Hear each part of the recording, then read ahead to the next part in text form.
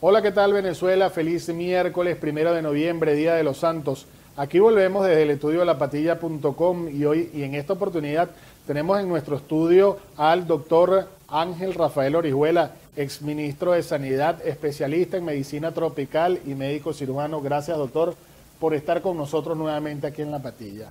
En la palestra, en la opinión pública, en el tema de salud, está la llamada difteria.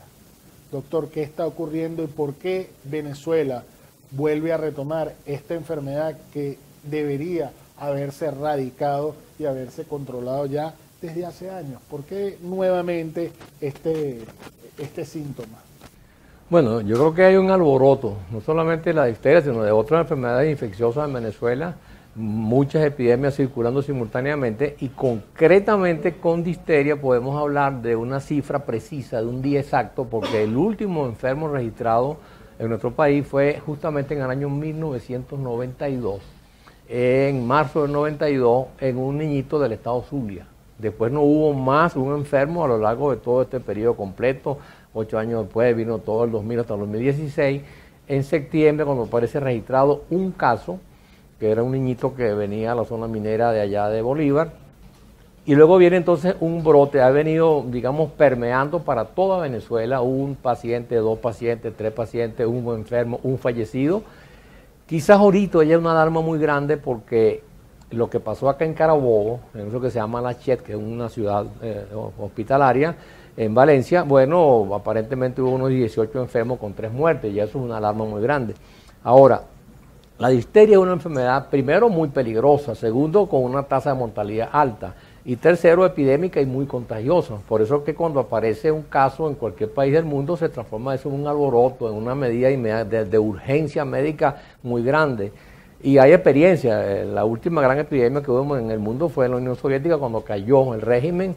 Hubo un brote muy grande en Moscú y San Petersburgo y en las ciudades satélites de los países que estaban cerca de la Unión Soviética, pero hubo más de 60.000 enfermos y más de 20.000 muertos. O sea que estamos hablando de cifras muy aterradoras. Ahora, ¿qué ocurre? Eso básicamente es falta de control sanitario, descuido en la campaña de erradicación y un punto clave que es la vacunación de la sociedad. En eso es que se está fallando. ¿Quiénes son los más vulnerables para contraer esta enfermedad?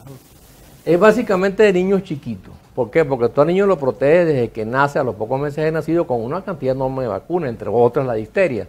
Ahora, si tú no estás vacunado y tú tienes un ambiente propicio de hacinamiento de mucha gente junta, por ejemplo, las cárceles, las escuelas, los asilos, las guarderías infantiles, allí hay un riesgo de que se contamine de un muchachito a otro. Entonces, la población menor de 2 años es la que tiene más riesgo y la que tiene más tasas de mortalidad, porque el cuadro siempre es un cuadro grave. Quizás en la calle la gente se pregunta, ¿debo vacunarme, no debo vacunarme? ¿Entre qué edad?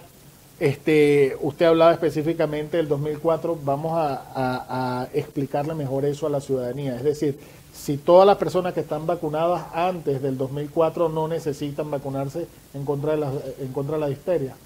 Todo el que esté vacunado, correctamente vacunado desde que nace, que son, en este caso concreto de la difteria, 3 dosis de la vacuna con un refuerzo a los 5 años de edad. Si eso ocurrió contigo, tú estás seguro, tú no vas a tener problemas, la inmunidad no se pierde, dura toda la vida. Ahora, ¿qué ocurre? Los programas de vacunación en Venezuela, que fueron muy eficientes, eso vino a lo largo de los últimos 60 años rodando sin problemas. O sea que aquí estaba la población bien protegida y bien vacunada contra muchas enfermedades. Eso fue verdad hasta el año 2004. El empuje un poco, la inercia hasta el año 99-2000 llegó un poco más allá y efectivamente tú consigues entonces una tasa de vacunación muy elevada. De allí para acá comenzaron los problemas a bajar las tasas de vacunación, a no vacunar regiones enteras y cuando arranca en Bolívar el problema, incluso que se hace una medición posterior de cómo está la vacunación, se consiguió que el 50% o menos no estaba vacunado. O sea que ya es una cifra alarmante. Entonces, si tú vacunas bien, yo digo 2004 por lo siguiente, porque entonces comienzan a fallar los programas de vacunación y ya han pasado 13, 14 años. Entonces, la masa susceptible que puede no estar vacunada ya es muy grande. En Venezuela nacen más o menos 600.000 niños nuevos por año. O sea que si estamos hablando de 10 años son 6 millones de muchachos. Eso es una masa muy grande que está expuesta. Ese es el caldo de cultivo para una epidemia. Por eso es que o tú te fajas a ponerte al día con las vacunaciones que previenen esta enfermedad, o tendrás una epidemia que va a durar muchos meses. ¿Cómo se contrae esta enfermedad y cuáles son los síntomas? Si esta es una enfermedad es lo que se llama transmisión interhumana. O sea, tú necesitas digamos, caso 1, el niñito que llegó allá a la zona minera. Esa gente que va rodeando a ese caso, la familia, los niños amigos, los que están con él, los que viven, los que estudian con él, están en riesgo. Entonces una contaminación interhumana. Y si es un niño chiquito de menos de 2 años de edad, es más fácil que se contamine por la continua, digamos, contacto con otro ser humano, porque él es prácticamente un desvalido. Perdón que lo interrumpa, esa contaminación viene por el habla, viene por un estornudo, viene por un tacto, viene por unas mucosas, viene por que si tomaron del mismo vaso. Básicamente el contacto tiene que ver con fluidos. O sea, en este caso el niño que tiene tos, que estornuda, como dices tú correctamente, que mantiene, digamos, una relación de cercanía con una persona, el niño que besan, que de pronto es saliva, o sea, todo ese es el mundo del contagio. Ahora, no hay contagio tampoco de que tú, por ejemplo, manipules un vaso, eso no ocurre, pero cuando tú estás en epidemia, tú tienes una enorme cantidad de niños expuestos y todo lo que rodea a ese niño o a ese adulto, por cierto, puede ser contaminante. Entonces el mecanismo es contagio interhumano y contacto con secreciones, digamos así. Me llama mucho la atención, doctor, porque específicamente en las salas de aprehensiones o los calabozos de los cuerpos policiales hay un hacinamiento terrible, aunado con la falta de sol, aunado con la falta de una buena alimentación. ¿Qué tan riesgosos son estos centros justamente con esta enfermedad? No, alto riesgo. Fíjate que hay otra enfermedad también importante que en las casas de nuestra está dando ahorita mucho que hacer, hay mucha angustia con eso, que es la tuberculosis, que es la contaminación también, digamos, muy parecida en términos de contagio y que también es potencialmente explosiva. Si tú tuvieses en estas cárceles una cantidad, digamos, de gente muy hacinada y por mala suerte llega un paciente que esté incubando una bacteria y la desarrolla allí, vas a tener una epidemia prácticamente en toda la cárcel. O sea, esto es muy peligroso. ¿Cuáles son los síntomas? Es como, digamos, hablemos como de un cuadro gripal severo, hablemos por allí. Básicamente, como se inflaman las amígdalas, la garganta, digamos, el tragadero, eso es lo que molesta, duele, se forman unas placas duras que se adhieren allí en la mucosa, eso es muy molesto, eso sangra incluso fácilmente, duele para tragar y una fiebre bastante alta. Digamos, este es el cuadro inicial. En realidad el riesgo ocurre no por la bacteria en sí misma, sino por toxinas que ella elabora que van a provocar daño en órganos importantes, el cerebro, corazón, y lo que mata es una complicación del cuadro de la difteria. Pero ese proceso es un proceso, digamos, bastante de riesgo cuando el paciente está en plena enfermedad, porque es muy contagioso. ¿Cómo combatirla en este momento donde Venezuela hay una falta de medicamentos importantes, hay una falta en la atención a la salud, hay falta también de vacunas? ¿Cómo combatirla?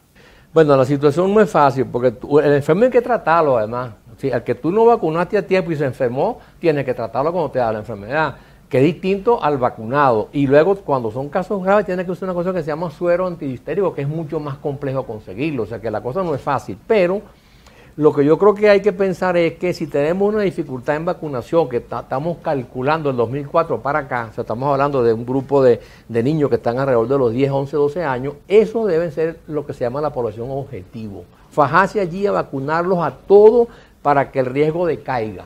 O sea, todo vacunado no tiene riesgo, entonces tú disminuyes el tamaño del problema, digamos así. Esto es un asunto que debería ser carta o tomar carta en este asunto la Oficina Sanitaria Panamericana, la OMS, porque es un problema, digamos, de salud global. Hay mucho descuido en eso, esa tendencia a negar la realidad, a inventar cifras optimistas, que no pasa nada, no se angustien. Eso es muy malo porque desarma a la sociedad y desarma a la población. ¿Cuáles son las recomendaciones para la ciudadanía, doctor?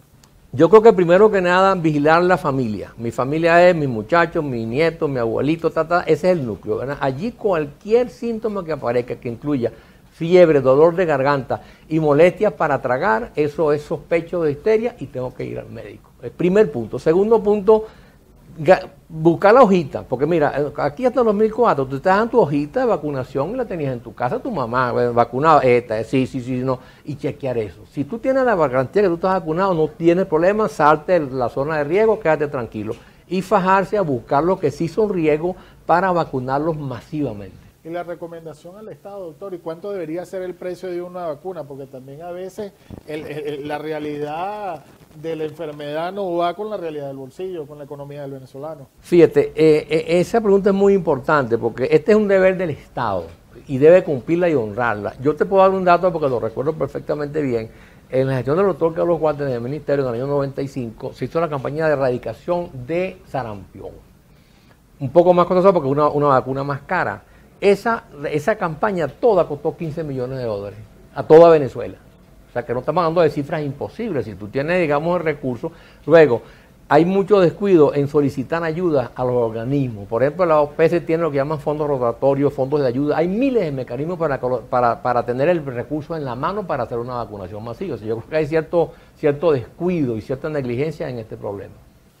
Muchísimas gracias al doctor Ángel Rafael Orihuela por habernos acompañado brevemente. Aparte de la tuberculosis y de la difteria, tenemos que cuidarnos de otra cosa más. Malaria o paludismo nos invadió de nuevo como estábamos hace 70 años.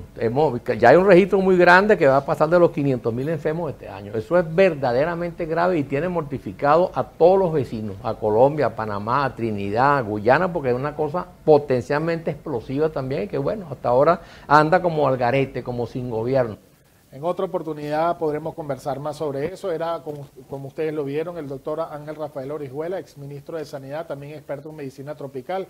Gracias por permitirnos llegar hasta sus hogares. Trabajamos para ustedes Eduardo Ríos, Sonjirianaís Martínez y Juan Peraza. Fue un placer haberlos acompañado. Me despido, Daniel Guillermo Colina. Será hasta una próxima oportunidad. Pásenla bien.